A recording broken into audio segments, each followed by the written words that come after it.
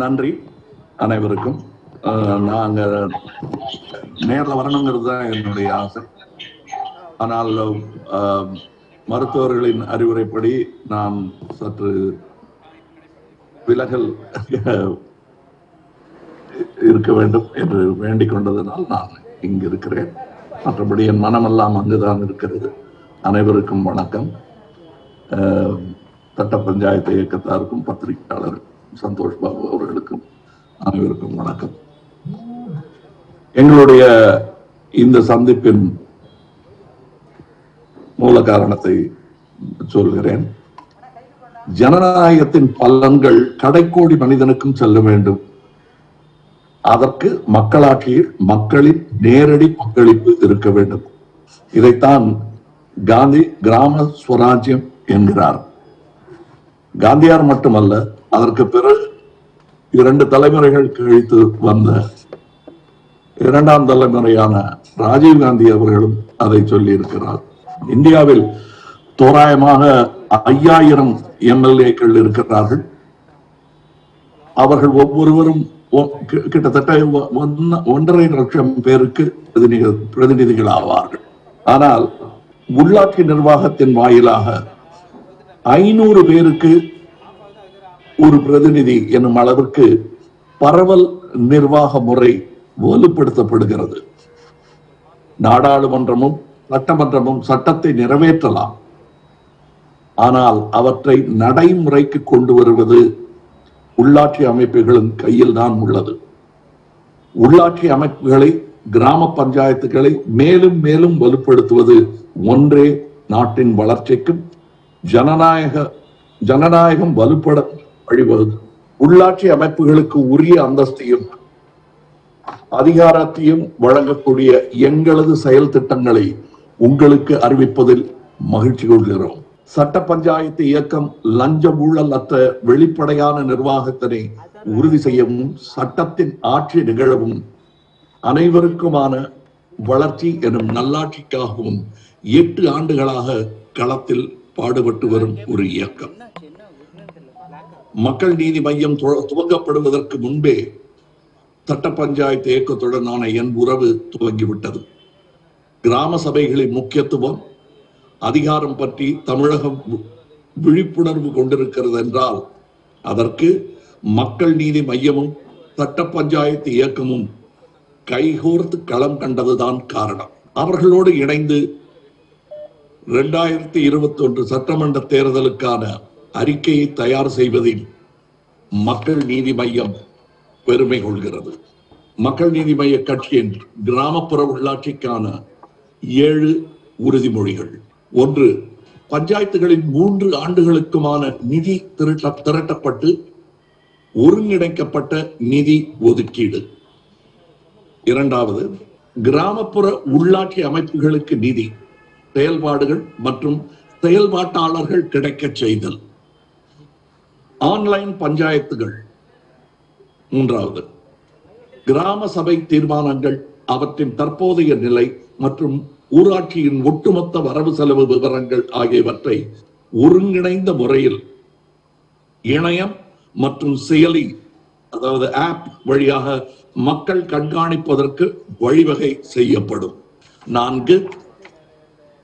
கிராமப்புற உள்ளாட்சி அமைப்புகள் முன்வைக்கும் பிரச்சனைகளை தீர்த்து வைப்பதற்காக உள்ள தமிழக உள்ளாட்சி முறை மன்ற நடுவத்தின், அதாவது ஆங்கிலத்தில் ஆம்பட்ஸ்மேன் என்று சொல்வார்கள், அந்த தமிழக உள்ளாட்சி முறை மன்ற நடுவத்தின் அதிகார வரம்பின் கீழ் கிராமப்புற உள்ளாட்சிகளும் கொண்டு வரப்படும்.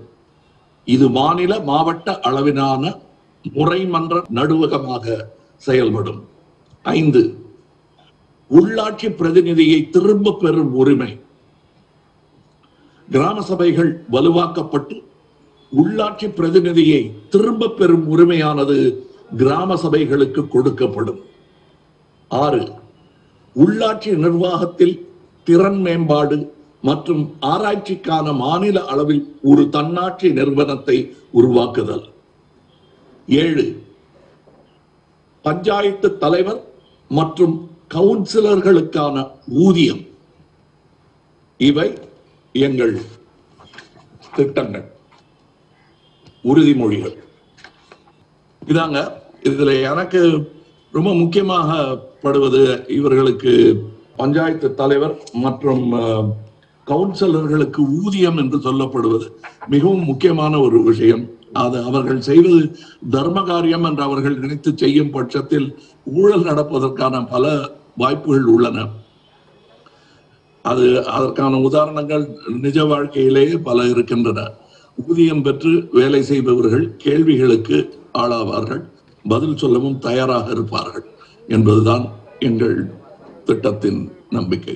மக்கள் நீதி மய்ய கட்சியின் நகர்ப்புற உள்ளாட்சிக்கான 7 உறுதிமொழிகள்.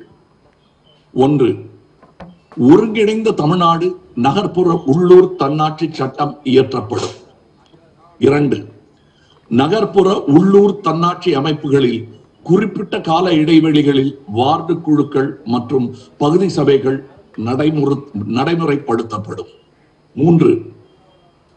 குடிமக்களுக்கு தடையற்ற சேவைகளை உறுதி செய்வதற்கான ஸ்மார்ட் போன்கள் மூலம் அனைத்து நகர்ப்புற உள்ளாட்சி அரசாங்கங்களும் ஆன்லைன் ஆக்கப்படும். 4. வெள்ளத்தின் தாக்கத்தை தடுக்க, குறிப்பாக சென்னையில் இந்த தாக்கத்தை தணிப்பதற்கு சிங்கப்பூரில் இருப்பது போன்ற சர்வதேச தரம் வாய்ந்த நிரந்தர தீர்வுகள் செயல்படுத்தப்படும். ஒவ்வொரு 5 வருடங்களுக்கும் அனைத்து நகர்ப்புற தன்னாட்சி அமைப்புகளுக்கான தேர்தல் கட்டாயமாக்கப்படும். 6. சுத்தமாகவும் பசுமையாகவும் மாற வேண்டும் என்ற சுற்றுச்சூழல் உணர்திறனில் சர்வதேச தரங்களை ஏற்று குடிமக்கள் மற்றும் தன்னார்வ தொண்டு நிறுவனங்களின் பங்களிப்புடன் செயல்படும் அனைத்து டவுன், பஞ்சாயத்து, நகராட்சி அல்லது கார்ப்பரேஷனும் அரசாங்கத்தால் பெருமளவில் ஆதரிக்கப்படும். 7. அனைத்து நகர்ப்புற உள்ளாட்சி சுய நிர்வாக அதிகார வரம்புகளிலும் போக்குவரத்து நிர்வாகத்தில் சர்வதேச தரங்கள் பின்பற்றப்படும். I'd like to thank Satta Panchayathu Mr. Sendil and ask him to take over and explain further, to read certain lines which might be lost in between lines for you. Yeah. Thank you. Thank you, sir. அதாவது வந்து சொல்லுங்க, பேசுங்க, நீங்க பேசுங்க. நன்றி. நம்மவர் எங்க தலைவர் வந்து உடல் ரீதியா ரெஸ்ட் எடுத்து இருந்தாலும் மன ரீதியா வந்து இன்னும் வந்து அரசியல் மக்களுக்கு என்ன செய்யணுன்றதை வந்து கண்டினியூஸா நினைச்சிட்டு இருக்கிறாரு. அதுக்கான வேலையில இருக்கிறாரு அப்படின்றதுக்கான ஒரு அத்தாட்சி தான் இன்னைக்கு இந்த நடக்கிற இந்த ப்ரோக்ராமு. இந்த ப்ரோக்ராமுக்கு அடுத்து வந்து சட்ட பஞ்சாயத்தோடைய முக்கிய நிறுவனரான செந்தில் ஆறுமுகம் எங்களோட வந்து கிட்டத்தட்ட 2.5 வருஷமா பயணிக்கிறாரு. அவர் நிறைய விஷயம் இந்த கிராம சபையில் தலைவர் சொன்ன மாதிரி எங்களுக்கு முதல்ல இருந்தே அந்த கிராம சபையோட இம்பார்ட்டன்ஸும் அது எந்த அளவுக்கு வந்து அதோட டீட்டெயில்ஸையும் எங்களுக்கு கொடுத்துருக்கிறாரு. இந்த தேர்தலில் வந்து அந்த அறிக்கையை ரெடி பண்ணுறதுக்கும் அவர் வந்து அவங்களுடைய சட்ட பஞ்சாயத்து ரொம்ப உதவியாக இருந்திருக்கிறாங்க. அவங்களுக்கு நன்றி. ஜெய் கணேஷ் அண்டு செந்தில். கூடிய விரைவில் அவங்கள மாதிரி இருக்கிற நிறைய நண்பர்களும் எங்களுடைய கூட பயணிக்கணும் அப்படின்ற ஒரு வேண்டுகோளையும் இந்த டைமில் வச்சு செந்தில் ஆறுமுகத்தை வந்து பேசுவதற்காக அழைக்கிறேன். சட்ட பஞ்சாயத்து இயக்கத்தின் பணிகளை அங்கீகரித்து நல்வார்த்தைகள் தெரிவித்த மக்கள் நீதி மய்ய தலைவர் திரு கமல்ஹாசன் அவர்களுக்கு நன்றி. தொடக்க உரையிலே கட்சி தலைவர் அவர்கள் சொன்னது போல அவர்கள் மக்கள் நீதி மையம் கட்சி துவங்கப்படுவதற்கு முன்பாக, ஏன்னா எல்லாத்துக்கும் தெரிஞ்சிருக்கும், சட்ட பஞ்சாயத்து இயக்கமானது உள்ளாட்சி அமைப்புகள் வலுப்படுவதற்கும் ஊழலை ஒழிப்பதற்கும் தகவல் பெறும் உரிமை சட்ட விழிப்புணர்வு, மக்களுக்கு பல்வேறு விழிப்புணர்வு விஷயங்களை தொடர்ந்து செஞ்சு வந்திருக்கோம். அந்த அடிப்படையில் கட்சி தொடங்கப்படுவதற்கு முன்பு நாங்கள் வந்து இந்த மாதிரி மக்கள் நீதி மையமானது உள்ளாட்சி அமைப்புகள் வலுப்படுவதற்கான விஷயங்களை தொடர்ந்து எடுத்து செய்யணும் அப்படின்னு கேட்டுக்கிறப்ப அவர் கண்டிப்பாக இதை எடுத்து செய்வேன் அப்படின்னு உறுதியளித்திருந்தார். அந்த அடிப்படையில் தொடர்ச்சியாக நாங்கள் பார்த்துருக்கோம். மக்கள் நீதி மையமானது கிராம சபைகளை குறித்து அதிகமாக தமிழ்நாட்டில், ஏன்னா கிராம சபைகள் உள்ளாட்சி அப்படின்னா அது ஒரு என்ஜிஓ செயல்பாடு அப்படின்னு இருந்த நிலைப்பாடை மாற்றி இதுதான் உண்மையான அரசியல் அப்படின்னு மாற்றி அமைத்ததில் மக்கள் நீதி மையத்தின் பங்களிப்பு முக்கியமானது. ஏன்னா இன்னைக்கு வந்து திரு கமல்ஹாசன் அவர்கள் போய் கிராம சபைகளில் போய் உட்கார்ந்து நேரடியாக பங்களிக்கிறப்ப அது ஒட்டுமொத்த தமிழகம் மட்டுமில்ல, ஒட்டுமொத்த இந்தியா, உலகளவில் இருக்கக்கூடிய தமிழர்களும் பார்க்குறாங்க. இது வந்து ஏன்னா இந்திய அரசியல் சாசனம் கான்ஸ்டியூஷன் ஆர்டிகல் 40 என்ன சொல்லுதுன்னா, உள்ளாட்சி அமைப்புகள் என்பது லோக்கல் செல்ஃப் கவர்மெண்ட், உள் சுய ஆட்சி இருக்கக்கூடிய அரசாங்கமாகணும் அப்படின்னு சொல்றாங்க. மத்திய அரசாங்கத்தை அரசாங்கமா மதிக்கிறோம், மாநில அரசாங்கத்தை அரசாங்கமா மதிக்கிறோம். ஆனா உள்ளாட்சி அமைப்புகளை அது ஒரு பஞ்சாயத்து, சாக்கடை அல்றதுக்கு இருக்கிறது, ரோடு போட்டு கொடுக்கக்கூடிய அமைப்பு அப்படிங்கிறத தான் பார்க்குறோம். அது வந்து உள் சுய ஆட்சி அமைப்புகளாக இருக்க வேண்டும் அப்படிங்கிறத தான் கான்ஸ்டியூஷன் சொன்னது. அது இது நாள் வரைக்கும் 26 வருஷம் ஆச்சு. 1996 முதல் தேர்தல் நடந்தது. அதிலிருந்து இன்று வரை இது இன்னும் குழந்தையாவே தவழ்ந்துட்டு இருக்கு. 26 வயது குழந்தையாக தமிழ்நாடு பஞ்சாயத்துகள் இருக்குது. இந்த தேர்தல் அறிக்கையை தயாரிப்பது தொடர்பாக நாங்கள் பார்த்தப்ப, நாங்கள் முன்னாடி மக்கள் சக்தி இயக்கத்தில் செயல்பட்டோம். இது வந்து 1996 வெளியிட்ட ஒரு கையேடு. 1996 உள்ளாட்சி அமைப்புகளுக்கு என்னென்ன அதிகாரங்கள் கொடுக்கப்பட வேண்டும்னு இதில் வந்து விரிவான வெளியிட்டு இருக்குது. டாக்டர் MS உதயமூர்த்தி அவர்களின் இயக்கம், இந்த இயக்கத்தில் நாங்கள் செயல்பட்டோம். 96 முன்வைத்த அதே கோரிக்கைகளை இன்னைக்கு நம்ம மீண்டும் வெளியிட வேண்டிய நிலை இருக்குது. 25-26 வருஷங்களாக இந்த கோரிக்கைகள் நிறைவேற்றப்படாம தான் இருந்திருக்கு. நம்ம வந்து மாநில சுயாட்சி பேசுவோம், மத்தியில் கூட்டாட்சி பேசுவோம், ஆனால் உண்மை அதை பற்றி கோரிக்கைகள் அதிகம் நம்ம பேசுவோம். 1970களில் வந்த ராஜமன்னார் குழுன்னு சொல்லுவாங்க, அது வந்து மாநிலத்துக்கான உரிமைகளை பற்றி பேசும், அதை பற்றி நம்ம நிறைய பேசுவோம். ஆனால் வந்து இந்த பக்கம் 90களில் வந்த LC ஜெயின் கமிட்டின்னு இருக்குது, அதை பற்றி அதிகம் பேச மாட்டோம். ஏன்னா அது வந்து உள்ளாட்சி அமைப்புகளை பற்றி பேசுது, அதற்கான அதிகாரங்களை பற்றி பேசுகிறாங்க. நம்மளோட ஒட்டுமொத்த நிலைப்பாடு எப்படி இருக்குன்னா, மத்தியிலிருந்து அதிகாரங்கள் அனைத்தும் மாநிலத்துக்கு வேணும், ஆனால் நாங்கள் அதிகாரங்களை பகிர்ந்து உள்ளாட்சி அமைப்புகளுக்கு கொடுப்ப தயாராக இல்லை. இதுதான் நிலைப்பாடு. அப்போ உண்மையாகவே மாநில சுயாட்சியை அனைத்து அரசியல் கட்சிகளுமே முன்வைக்குதா அப்படிங்கிற பெரிய கேள்வி எழுது.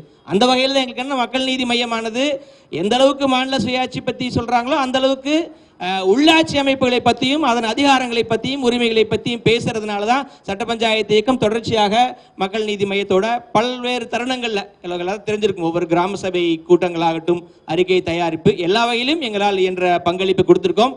என்னதான் நாங்கள் பங்களிப்பை கொடுத்திருந்தாலும் தமிழ்நாட்டில் பல்வேறு சமூக அமைப்புகள் கிராமங்களில் வேலை செஞ்சுட்டு இருந்தாலும் இன்னைக்கு வெளியில கொண்டு வர்றது அப்படிங்கிறது தமிழகத்தின் ஒரு முகன் தெரிந்த இருக்கிறப்ப தான் அது போய் சேருது. அந்த வகையில ஒரு பெரிய பங்களிச்சிருக்காங்க திரு கமல்ஹாசன் அவர்கள் உள்ளாட்சி அமைப்புகளுக்கு அப்படிங்கிறது ரொம்ப மகிழ்ச்சி அளிக்குது.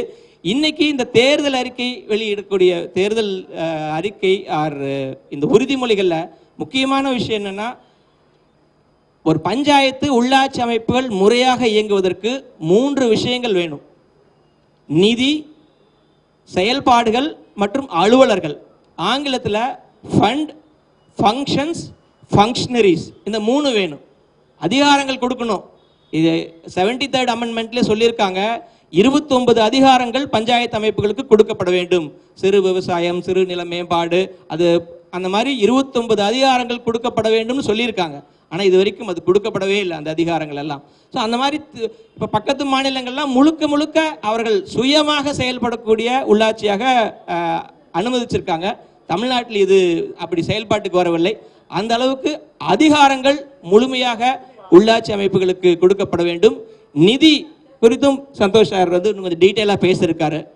ஏன்னா அவருக்கு அது நிறைய அனுபவம் அவரிடம் இருக்கிறது. அதிகாரங்கள் கொடுக்கப்பட வேண்டும், நிதி கொடுக்கப்பட வேண்டும், போதிய அலுவலர்கள் கொடுக்கப்பட வேண்டும். இந்த 3ம் முக்கியமான விஷயமாக இருக்குது. அதே போல ஆம்புட்ஸ்மேன் பற்றி இங்கே சொல்லியிருக்காங்க. முக்கியமான விஷயம் இது என்னன்னா, இப்போ உள்ளாட்சி அமைப்புகள் 12,000 பஞ்சாயத்துக்கு மேலே இருக்கிறப்ப ஏராளமான மக்கள் பிரச்சனைகள் இருக்கும். அது குறித்து யார்கிட்ட போய் முறையிடுறது அப்படிங்கிறப்ப அதுக்கான ஆம்புட்ஸ்மேன் தமிழ்நாட்டில் ஏற்படுத்திட்டாங்க.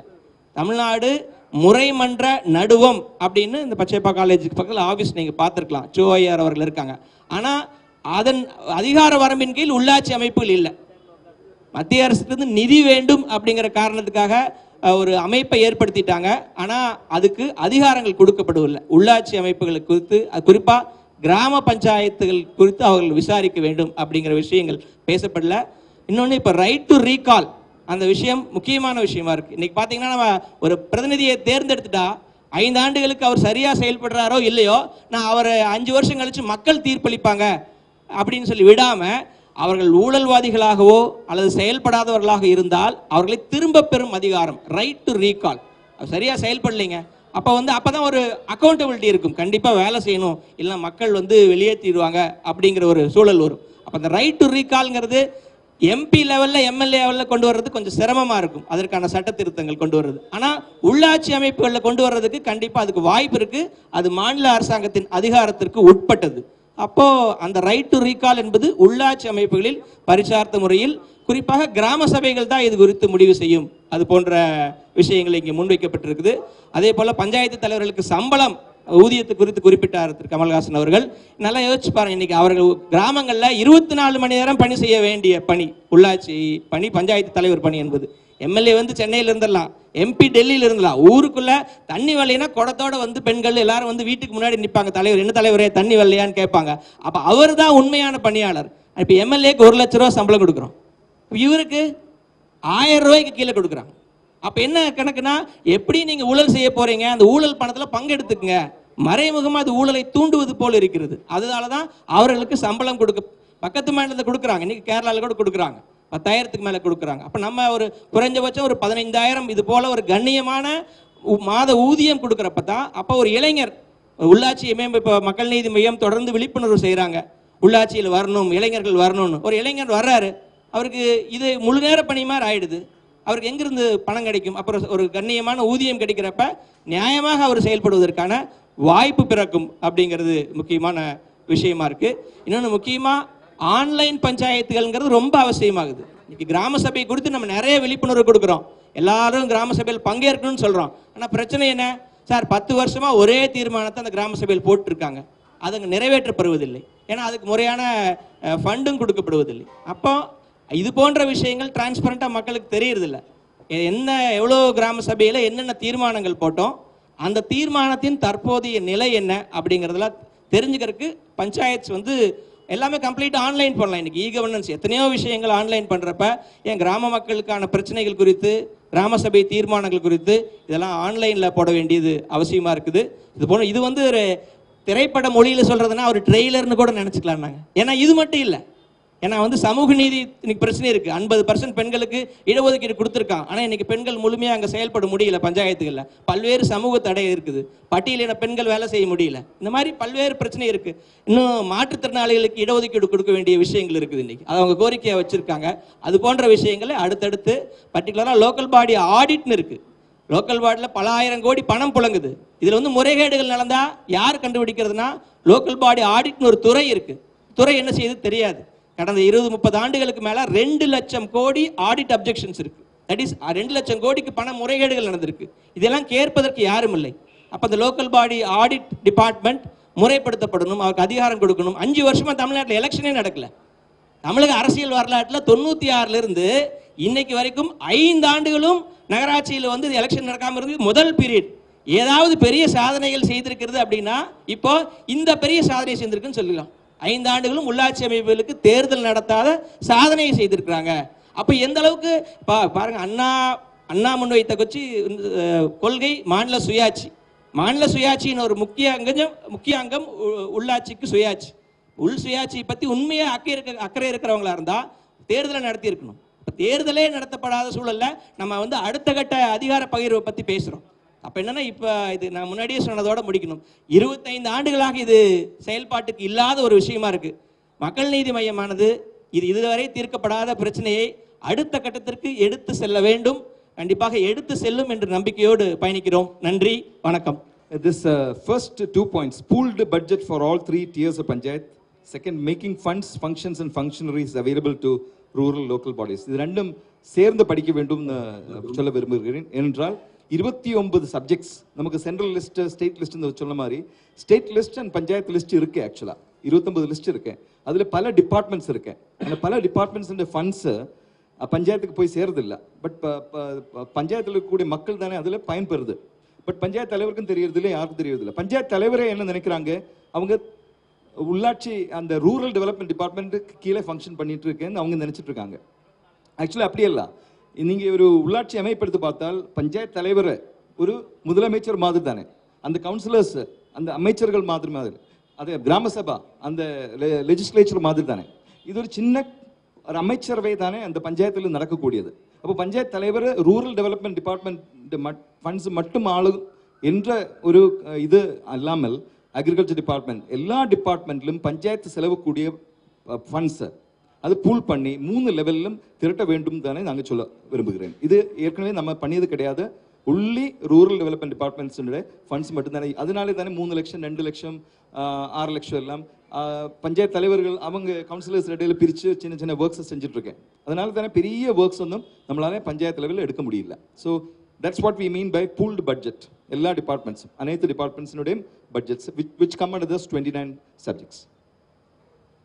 ஒரு நகரப்புறங்களில் ஒரு முக்கியமான விஷயம் என்னென்னா, இப்போ கிராம சபைன்னு பேசுகிறோம், அது கிராமங்கள் சார்ந்தது. ஆனால் பேரூராட்சி, நகராட்சி, மாநகராட்சி, அர்பன் பாடி, இங்கே வந்து ஏன் கிராம சபைகள் போன்ற கான்செப்ட் மக்கள்லாம் ஒன்று கூடி நின்று மக்கள் பிரதிநிதிகளை சந்திக்கக்கூடிய வழிவகைகள் இல்லை. ஆனால் முக்கியமான விஷயம்னா 2010 இதுக்கான சட்டம் இயற்றப்பட்டாச்சு. டிசம்பர் 2, 2010 தமிழ்நாட்டில் சட்டம் இயற்றியாச்சு. பேரூராட்சி, நகராட்சி, மாநகராட்சியில் வார்டு கமிட்டி, ஏரியா சபை என்பது அமைக்கப்பட வேண்டும். ஒவ்வொரு பூத்தில் இருக்கக்கூடியவர்கள் எல்லாம் ஒன்று சேர்த்து அதுதான் ஏரியா சபை. அது போன்ற விஷயங்கள் நடக்கல. ஏன் நடக்கலைன்னா சட்டமன்றம் ஒப்புக்கு போட்டாங்க, அதுக்கான விதிமுறைகள் ஆக்ட் போட்டாங்க, அதுக்கான ரூல்ஸ் போடல. இப்போ முக்கியமாக மக்கள் நீதி மைய இந்த வாக்குறுதியில் கொடுத்துருக்கூடிய முக்கியமான விஷயம் என்னன்னா, அந்த 2010 சட்டத்துக்கான விதிமுறைகளை போட்டு இனி வரக்கூடிய காலங்களிலாவது இங்கே நடக்கட்டும். இப்போ ஆழ்வார்பேட்டை ஆகட்டும், திருவான்மியூர் ஆகட்டும், வேளச்சேரி ஆகட்டும், அந்த பகுதிகளில் மக்கள் ஒன்று கூடி நின்று எங்கள் ஊருக்கு எங்கள் பகுதிக்கு இதுதான் வேணும் அப்படின்னு கோரிக்கை வைக்கக்கூடிய நிலை வரணும். அதை நோக்கி நகரணும். முக்கியமாக திரு கமல்ஹாசன் அவர்கள் சட்ட பஞ்சாயத்துக்கு நல்வாழ்த்து தெரிவித்தது போல இயக்க நிர்வாகிகள் திரு CK சார் மற்றும் VP சார், இந்த மாதிரி மௌரியா சார் அண்டு ஒவ்வொரு அனைத்து நிர்வாகிகளுமே தொடர்ந்து சட்ட பஞ்சாயத்து இயக்கத்துக்கு எல்லா வகையிலையும் ஒத்துழைப்பு கொடுத்துருக்காங்க. நன்றி அனைவருக்கும். கிராம சபை மாதிரி நகர சபையும் கூடிய விரைவில் மக்களுக்கு போய் ஒரு பேசு பொருளாக ஆகும் என்பதை இந்த நேரத்தில் வந்து மகிழ்ச்சியுடன் தெரிவித்துக் கொள்கிறேன். நீங்கள் பத்திரிகையாளர்கள் நீங்கள் இப்போ உங்களுக்கு இருக்கிற கொஸ்டின்ஸை கேட்டிங்கன்னு சொன்னீங்கன்னா எங்களுடைய தலைவர் கமல்ஹாசன் சாரும் மட்டும் இங்கே இருக்கிற நிர்வாகிகளும் உங்களுக்கு வந்து பதில் அனுப்பும். சார் வணக்கம் சார். சார் இப்போ வந்து சட்டமன்ற தேர்தல் வர இருக்கு. கிராம சபை குறித்து சொல்லியிருந்தீங்க, அது எல்லாமே தேவையான விஷயங்கள் தான் கண்டிப்பாக. ஆனால் சட்டமன்ற தேர்தல் நேரத்தில் இதை பற்றி பேச வேண்டிய அந்த முக்கியத்துவம் என்ன சார்? இப்போ நான் இப்போ இவர் சந்தோஷ் பாபு அவர்கள் பேசும் பொழுது சொன்னார்கள், இதோடைய ஒரு சிமிலர் காப்பி மினியேச்சர் வெர்ஷன் தான் உங்களுக்கு, அதாவது சட்டசபையுடைய மினியேச்சர் வெர்ஷன் தான் பஞ்சாயத்து சபையும் கிராம சபையும் என்பது சுட்டி காட்டினார். இப்பொழுது சட்டசபை தேர்தல் முடிந்த அதன் வேக்கிலேயே அது அலைவோய்வதற்கு முன்பாகவே அதுவும் வர வாய்ப்புள்ளது என்பதனால் அதை பற்றிய புரிதல் மக்களுக்கும் அதில் பங்கேற்பவர்களுக்கும் இருக்க வேண்டும் என்பதற்காக ஒரு பிரஸ் மீட் தான் இது. சீரமைப்போம் தமிழகத்தை என்று நாங்கள் எழுப்பிய குரலின் ஒரு அம்சமாக இதுவும் இருக்கும். உள்ளாட்சி அமைப்பையும் சீரமைக்க வேண்டும். சார், உங்களுடைய உடல்நிலை எப்படி இருக்கு சார்? நன்றி, நல்லா இருக்குங்க. ஒன்லி திங் இஸ் இப்போ வெளியில வர வேண்டாம் அப்படின்னு இருக்காங்க. இன்னும் தையல் பிரிக்கல அதில், அதனால கொஞ்சம் ஜாக்கிரதையா இருக்கணுங்கிறதுனால நான் அங்கே வரவில்லை. இல்லைன்னா அதான் நான் முதல்ல சொன்னது போல் மனமெல்லாம் அங்கதான் இருக்கிறது. சார், இப்போ இன்னும் 4 மாதங்கள் தான் இருக்கு. இன்னும் ரொம்ப நெருங்கிட்டு இருக்கோம், நம்ம தேர்தல் நெருங்கிட்டு இருக்கோம். உங்களுடைய அறிவிப்புகள் எல்லாம் வந்துட்டு இருக்கு, தொடர்ச்சியாக வந்துட்டு இருக்கு. காணொலி காட்சி மூலமா நீங்கள் பண்ணிட்டு இருக்கீங்க. முக்கியமாக பிரதானமாக இருக்கக்கூடிய இந்த கூட்டணி கொடுத்த பேச்சுவார்த்தை, கூட்டணி நகர்வு, இது எந்த அளவில் இருக்கு சார்? எதை நோக்கி மக்கள் நீதி மையம் அவங்களுடைய இணைப்பு கரங்களை காத்திருக்காங்க? எங்களுடைய நகர்வுகள் பூரா மக்களை நோக்கியதை, அதுல கூட வர்றவங்களுக்கு அதற்கான தகுதிகளுடன் நல்லவர்களுடன் கூட்டணி என்பதை நான் சொல்லிவிட்டேன். நல்லவர்கள் அரசியலில் வல்லவர்களாகவும் இருக்க வேண்டும் என்பது ஒரு முக்கிய ப்ரீ ரெக்வெஸ்ட். சார், உங்கள் நண்பர் ரஜினிகாந்த் அவர்களுடன் பேசுனீங்களா? கடைசியாக பேசுனீங்களா? அவங்களுடைய ஆதரவு குறித்தான நிலைப்பாடுகள் இல்லையா? இப்போ அவங்களுடைய அரசியல் நிலைப்பாடு அறிவிச்சிருக்காரு அவர். ஸோ அவர்களுடைய ஆதரவு கொஞ்சம் கேட்பேன்னு சொல்லியிருந்தீங்க நீங்கள். ஸோ அது எந்த அளவில் இருக்குது சார்? அதுக்கு அவருடைய அறிவிப்பே போதுமான ஒரு விளக்கமாக இருக்கிறது. என் மன்ற தொண்டர்கள் எந்த கட்சியில் வேண்டுமானால் சேர்ந்து கொள்ளலாம் என்பதுதான் அவருடைய குரல். அந்த குரல் போதுமானது எங்களுக்கு. பாக்கியை நாங்கள் பார்த்துக்கொள்வோம். சார் வணக்கம். உங்களுடைய கூட்டணிக்கு வந்து பேச்சுவார்த்தை நடந்துட்டு நீங்கள் காங்கிரஸ் கட்சி வந்து குறிப்பாக வந்து உங்களை கூட்டணிக்கு வாங்கன்னு ரொம்ப அன்பாக கூப்பிட்டுட்டே இருக்காங்க. உங்கள் தந்தை கூட காங்கிரஸ்காரன்னு நீங்கள் சொல்லியிருக்கீங்க. அவங்களுக்கு ஒரு பதில் சொன்னீங்கன்னா அவங்களுக்கு ஒரு நிம்மதியாக இருக்கும். உங்களோட முடிவு என்ன? அவங்க கூட்டணிக்கு போய் சேருவீங்களா? இல்லைங்க, இதுல நீங்க சொன்னதுல அந்த கடைசி சொன்ன வாக்கியம் மிக மிக உண்மையானது. என் தந்தையார் நாம் அமர்ந்திருக்கும் அந்த இல்லம் அவர் எனக்கு விட்டு சென்றதுதான். அவர் காங்கிரஸ்காரர் என்பதில் எந்த சந்தேகமும் கிடையாது. பட் காங்கிரசின் அன்பை மதிக்கும் நாங்கள் அதை பற்றிய பதில் கூறும் நேரம் இதுவல்ல என்பதையும் விளக்கி சொல்ல கடமைப்பட்டிருக்கிறோம். சார் வணக்கம். முதல்ல வாழ்த்துக்கள். ஏன்னா உள்ளாட்சிக்கு வந்து இவ்வளோ முக்கியத்துவம் கொடுத்துருக்கீங்க. ஏன்னா பிரசிடண்ட்டுங்கிற ஒரே ஒரு பதவி அந்த உள்ளாட்சியில் தான் இருக்குது. பொதுவாகவே வந்து அந்த கிராம சபை கூட்டம் பார்த்தீங்கன்னா குறிப்பிட்ட நாளில் மட்டும்தான் பண்ணுறது. ஏதோ ஒரு 2-3 நாளில் மட்டும்தான் பண்ணுவாங்க. இந்த சுதந்திர தினம், குடியரசு தினம் அதையும் மாற்றி, ஏன்னா பெரும்பாலான முக்கியமான ஒரு விஷயம் பார்த்தீங்கன்னா கிராமத்தினுடைய அந்த உள்ளாட்சி தான் மிக முக்கியமான ஒரு பங்கு. அதுக்கு அடிக்கடி அந்த கிராம சபை கூட்டம் வர மாதிரியும், குறிப்பாக அந்த கிராம சபை கூட்டத்தில் எடுக்கக்கூடிய முடிவுகள் உடனடியாக நடைமுறைப்படுத்தணும். ஏன்னா அந்த தலைவருங்கிற பதவி அங்கே மட்டும்தான் இருக்குது. அதை வந்து இன்னும் நீங்கள் வலுப்படுத்துவீங்களா? முதல்ல நன்றி. ஏன்னா மக்கள் நீதி மையம் அவங்க முக்கியத்துவம் கொடுத்ததுக்கு நன்றி. முதல்ல இல்லை, கண்டிப்பா அதை செய்தே தீர்வோம். உங்களுக்கு இன்னொன்னு என்னன்னா, இப்பவே கூட அதுல வந்து அவங்க இந்த தேதிகள்ல மட்டும்தான் நடத்தணுங்கிறது வந்து ஒரு நடத்தியே ஆக வேண்டும் என்றும் தேதிகள் தான். மற்றபடி அது இல்லாத நேரத்திலும் அவர்கள் விருப்பப்பட்டால் கூடி முடிவு செய்து நடத்தலாம் என்பது விதிமுறைகளில் இருக்கிறது இல்லையா மிஸ்டர் செந்தில்? உண்மைதான். இந்த கான்டெக்ட்ல இன்னொன்னு சொல்லணும். நாளைக்கு நடக்க இருக்கிற கிராம சபை ஜனவரி 26 நாளைக்கு நடந்திருக்கணும். ஆனா அறிவிப்பே கொடுக்கல அரசாங்கம். அதான் சொல்ல போனீங்கன்னா இதுக்கு ஆண்டு விழா கொண்டாடிடலாம். கடைசியா போன ஜனவரி 26 தான் நடந்தது. அதுக்கப்புறம் ஒவ்வொரு கிராம சபையும் நடத்தப்படவில்லை. கேட்டா கொரோனா பரவல்னு சொன்னாங்க.